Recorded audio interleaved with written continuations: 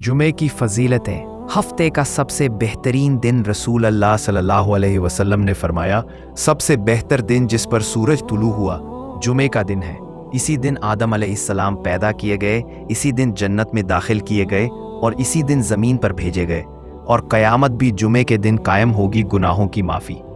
नबी करीम सल्लल्लाहु अलैहि वसल्लम ने फरमाया, जो शख्स जुमे के दिन गुस्ल करे, फिर जुमे की नमाज के लिए आए, फिर खुतबा गौर से सुने और खामोश रहे, उसके एक जुमे से दूसरे जुमे तक के गुनाह माफ़ कर दिए जाते हैं। दुरूद शरीफ की कसरत। रसूल अल्लाह सल्लल्लाहु अलैहि वसल्लम ने फरमाया, जुमे के दिन मुझ पर दुरूद की कसरत करो, क्योंकि तुम्हारा दुरूद मेरे सामने पेश किया जाता है। सूरह कहफ की तिलावत। जुमे के दिन सूरह कहफ पढ़ने की बड़ी फजीलत है।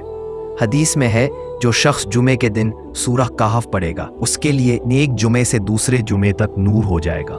कबूलियत की घड़ी। जुमे के दिन एक ख़ास वक्त ऐसा होता है जिसमें की गई दुआ ज़रूर कबूल होती है।